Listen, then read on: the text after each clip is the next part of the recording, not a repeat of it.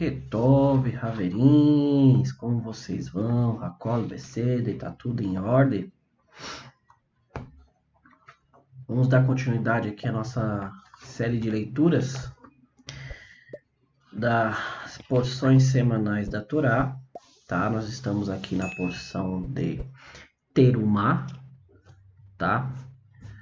E quem está chegando aqui pela primeira vez, seja bem-vindo, tá? Qualquer coisa, olha na descrição do canal. Nós estamos aqui fazendo as leituras das Parashá da semana, tá? Desde ali de Lelechá, né? Vai para ti, quando Deus manda Avraham sair lá da sua terra, o de Kadishim, e ir para a terra que ele iria mostrar para ele, tá? Desde lá para cá estamos trazendo a Torá, versículo por versículo, comentada dentro do hebraico, tá? Então, mais uma vez, só recapitulando aqui, porção anterior, tá? Nós lemos que começou-se a preparação do tabernáculo, porque Deus assim queria uma morada no meio do povo, né? Ali nós comentamos toda a questão do por que Deus queria a presença dele no meio do povo, tá? E começamos ali com a confecção da famosa Arca da Aliança, né? O Aron Habrit, né? Em hebraico. Tá? E Terumá significa contribuições. E Deus pediu que o povo contribuísse para a construção de tudo que nós vamos estar lendo aqui, desde o tabernáculo em si a todas as suas peças dentro, tá? Vamos continuar. Agora nós vamos falar aqui da tampa da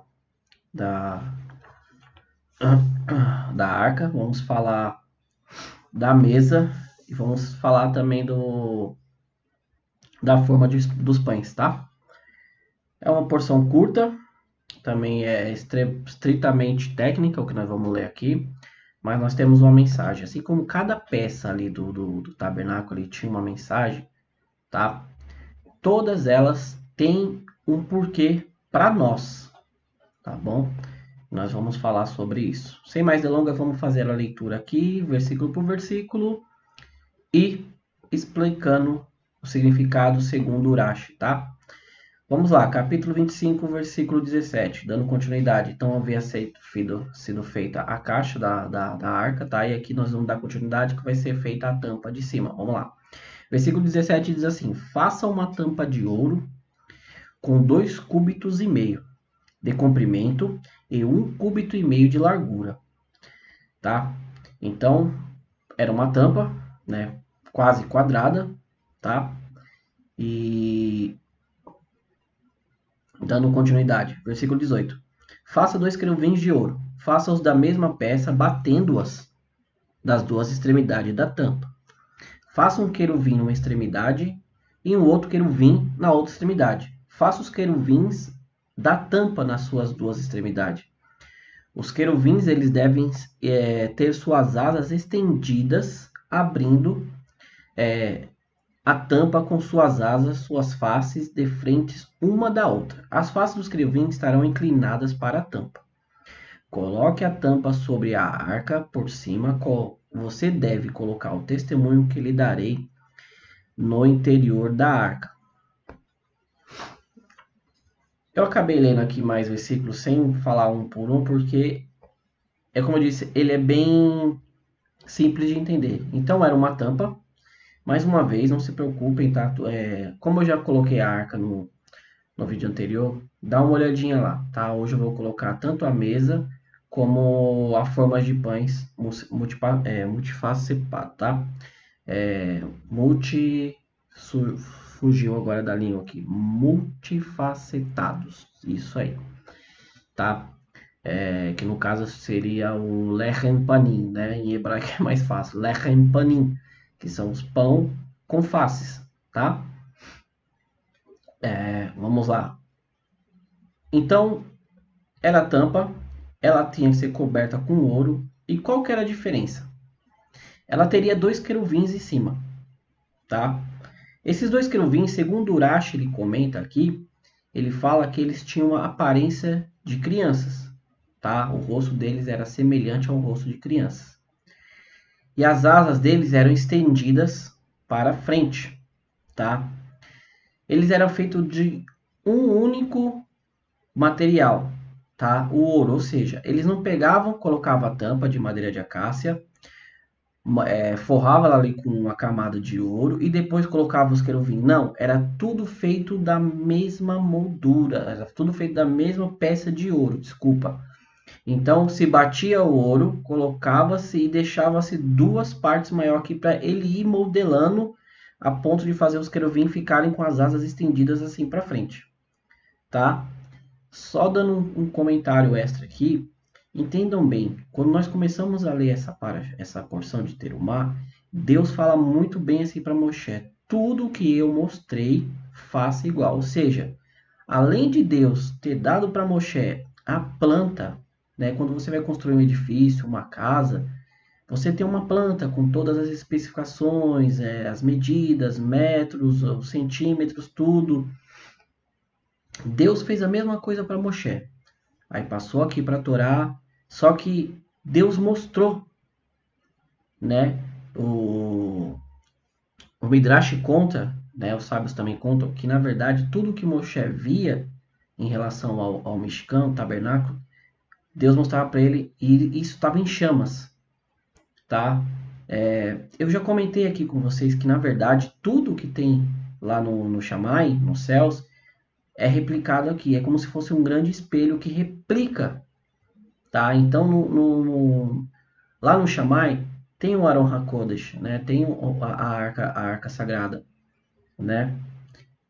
Tem também a mesa, tem o Mishkan, tá? De uma forma, como eu posso dizer? Eu vou usar o termo assim espiritual, tá?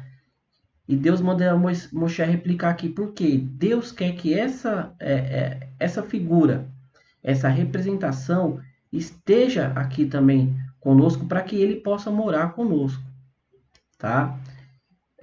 Eu sempre comento com vocês aqui que estão acostumados a assistir meus vídeos que não tem como muitas vezes eu comparar com outras coisas. Por quê? É difícil. Você está acompanhando comigo, quem está acompanhando desde o começo está entendendo que na verdade Deus quer uma morada aqui conosco.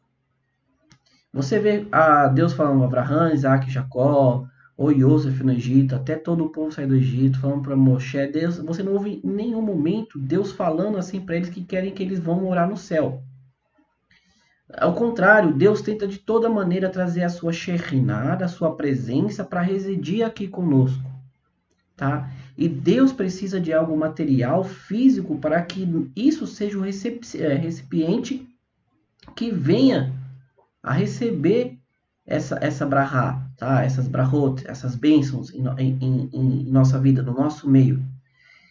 Então, toda essa questão do Mishkan que vai ser construída agora, da área do tabernáculo, é para Deus descer até nós, e não nós subirmos até Deus, né? Se por assim tentar entender que subamos, né? Quando um justo morria, Abraão, Isaac, Jacó, ou mesmo Moshe lá na frente, Deus fala assim, você vai ser recolhido para o seu povo. Você vai ser recolhido. Deus fala assim, você vai para o céu. Não, você vai se ajuntar com o teu povo no local onde Hashem tem.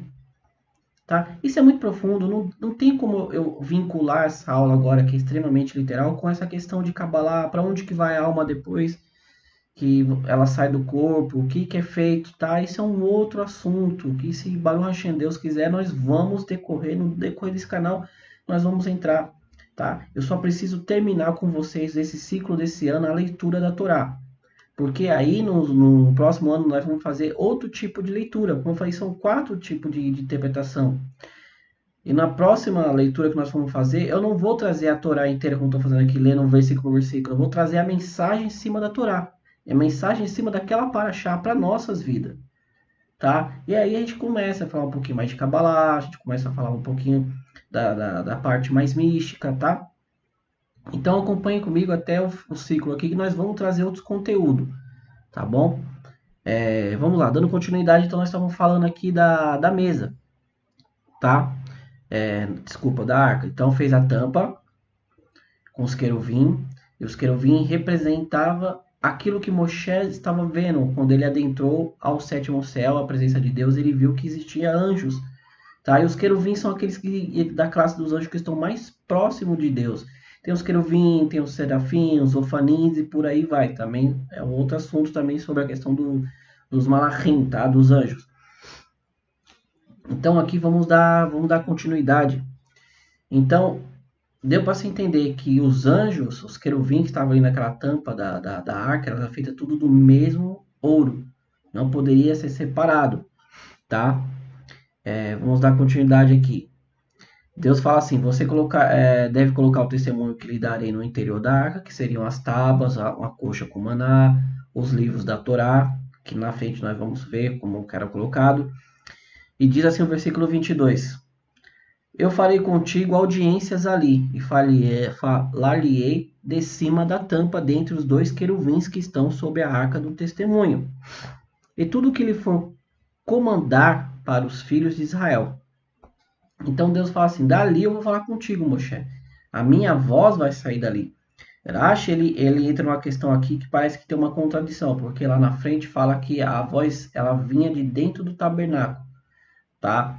Aí tem uma questão assim na Torá, né, para quem estuda, aprofunda a Torá, tem uma questão assim dentro do judaísmo.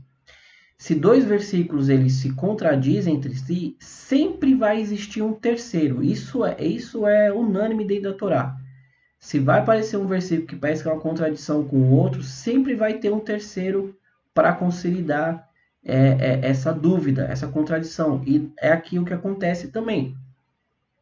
Então a voz ela vinha de dentro ali da tampa do propiciatório, do meio dos querubim, ou ela vinha de dentro do tabernáculo, tá? Eu vou ler esse comentário de Irache para você entender essa parte aqui. Irache ele fala assim, ó: mas em outro lugar o versículo diz: Deus falou a ele da tenda da reunião, tá? Que está lá em Levítico 1:1, referindo-se ao tabernáculo fora da cortina divisória, sendo que a arca ficava atrás da cortina divisória, onde era o Santo dos Santos, né? O Hakod HaKodashim. Quando se encontravam dois versículos, assim, ó, quando se encontram dois versículos que se contradizem, um ou outro vem, um terceiro versículo reconcilia, tá? Que no caso aqui seria, essa é uma das 13, como eu falei, essa é uma das 13 regras segundo as quais a Torá é interpretada. Como eu falei, isso é unânime, não tem como. Você vai falar não tem contradição, vai existir um para consolidar aqueles dois. Aí, que diz assim, e quando Moshe entrou na tenda da reunião, ele ouvia a voz que lhe falava de cima da tampa. Isso aqui já está lá em Números, número 7, capítulo 7, versículo 89.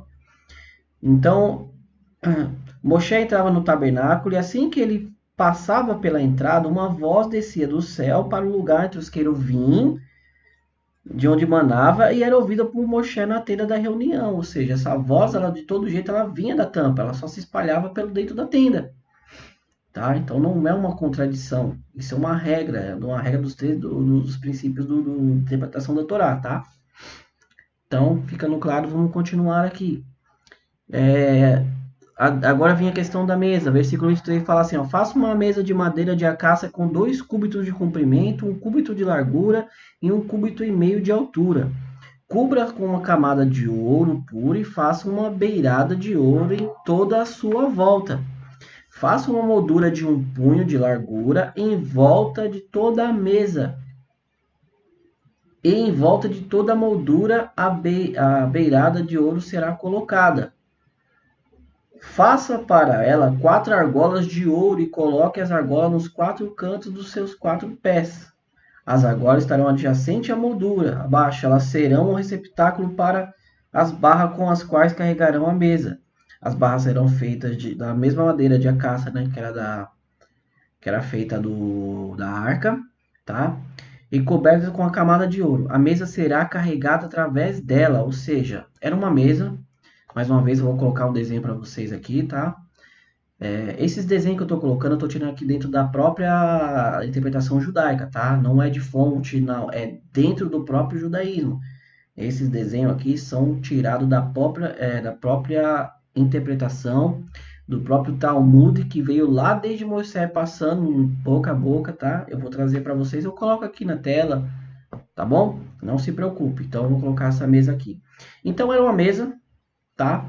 Tinha ali um metro, 1,5 cúbito, né, de altura, por 2 por 2 de largura, tá?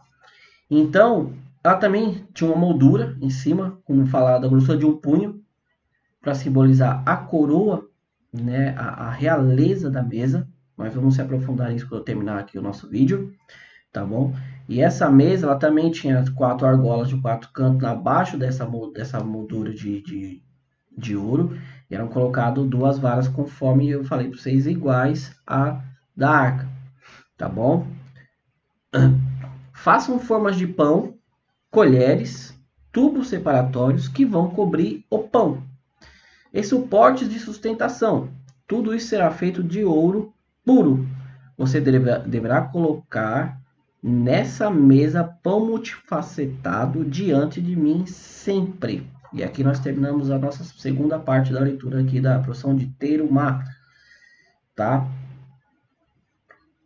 Então, havia essa mesa, tá? E Deus também falou para fazer formas de pão. Eu também vou colocar o desenho aqui para vocês de como que era essa forma. E a Torá, ela diz lechem rapanim, ou seja, os pão com faces, né? Pão facetados, pois traduzido como facetados, pão com face. Porque conforme na forma, né, eles pareciam com 2 faces, tá? Uma da direita e uma da esquerda. E essa forma, ela também tinha as argolas e eram passadas 2 varas de acácia coberta por ouro e ela era colocada, desculpa, sobre essa mesa, de maneira que ficava acima da mesa, tá? E ela era feita ali também com ouro, só que quando os sacerdotes iam assar o pão, era feita sobre ferro. Quando assavam, eles colocavam sobre as molduras de ouro, tá? Isso era feita toda a sexta-feira, toda véspera de Shabat, para que todo o Shabat tivesse pão fresco, tá? Esse pão fresco no Shabat. Então, o que acontece? Nós vemos aqui uma grande mensagem em relação a essa mesa, tá?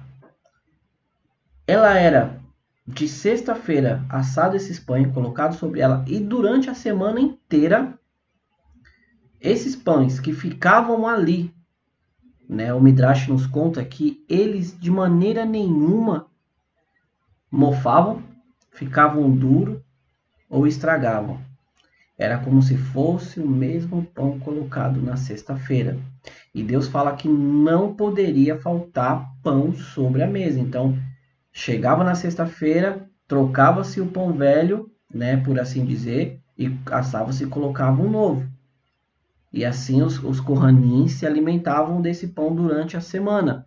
O Midrash também ele nos conta que, na verdade, ainda que o Kohen, né, ele pegasse um pedacinho só desse pão e comesse, aquele pão era como se ele tivesse comido uma refeição inteira, tá? Porque aquele pão ele era feito sobre dentro da Kedushá de Deus, sobre debaixo da Shekinah de Deus. Então ele era um alimento assim como o maná, um alimento especial, tá? Meus amigos, e é isso. Agora eu quero falar com vocês sobre a questão da o que essa mesa ela simboliza. Por quê? Eu vou falar para vocês assim, o Midrash ele conta pra gente da seguinte maneira, tá? Que Deus criou tudo do nada absoluto. Do nada, tá? E depois que ele criou todas as coisas, tudo que ele vier a nos dar aqui embaixo, ele usa desses recipientes que ele mesmo criou para nos abençoar. Então essa mesa, ela era como se fosse, era um meio através das qual as bênçãos de Deus, dos alimentos, fluía para o mundo inteiro. Deus, por isso, ordenou que ela jamais deveria ficar vazia, tá? Pois sua bênção paira apenas uma matéria com substância. Então nós entendemos o quê? O Midrash ele nos conta que tudo que você vem receber aqui no mundo, ele tem que ter um recipiente para receber a bênção de Deus. E o Midrash ele nos lembra da questão de Elisha e aquela viúva, né? Acho que é Eliseu em português. Se não me falha a memória, até esqueci. Eu sei que tem Elias e Eliseu. Elisha, né? Acho que era o Eliseu no português, tá? Eliarro e Elisha. Depois eu lembro no português. Acho que é Eliseu. Então tinha aquela viúva que o marido havia morrido, né? Por quê? Porque ele havia durante todo o tempo sustentado os profetas por causa da perseguição lá de Jezabel. E ele acabou contribuindo uma grande dívida, né? E ele morreu e essa dívida passou para sua viúva. E nós lemos lá que naquela passagem diz assim que Elisha chegou e falou para ela dar-lhe de comer. Ela falou que não tinha nada, apenas um pouco de azeite no recipiente lá.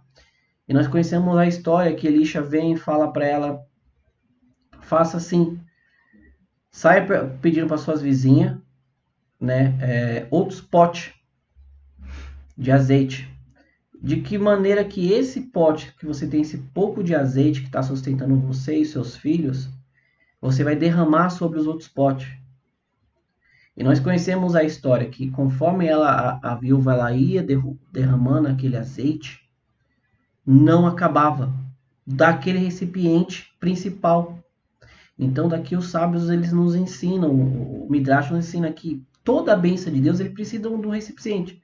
É igual você no trabalho, né? No caso, o seu trabalho, aquilo que te traz sustento para você e sua família, é o seu recipiente, a qual Deus manda a bênção para você, seja ele qual for, entendeu? Então, é daí que se tira essa questão da mesa.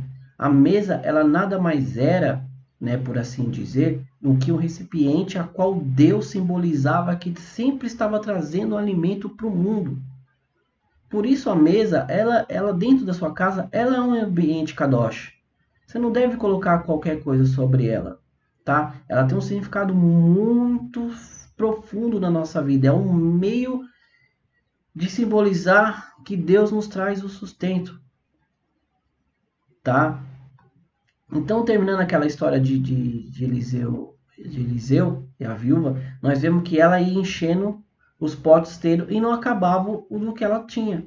E com aquilo, ela pegou, vendeu o restante, pagou as dívidas, né? Vendeu aquilo lá, pagou as dívidas, o restante viveu ela e os filhos dela em paz. Quem sabe, quem estuda, sabe que o azeite naquela época ele tinha um valor muito alto, né? Era uma coisa que se você tivesse demais, você poderia viver, né, o resto da sua vida ali e a sua família, tá? Então entendam bem, isso é a mesa em nossas vidas. É a maneira a qual Deus mostra que nos sustenta. Então, dessa maneira, você entende, a mesa é um kadosh, ela é santa, tá? Você sempre, os sábios nos ensinam assim que sempre devemos ter refeição sobre a mesa.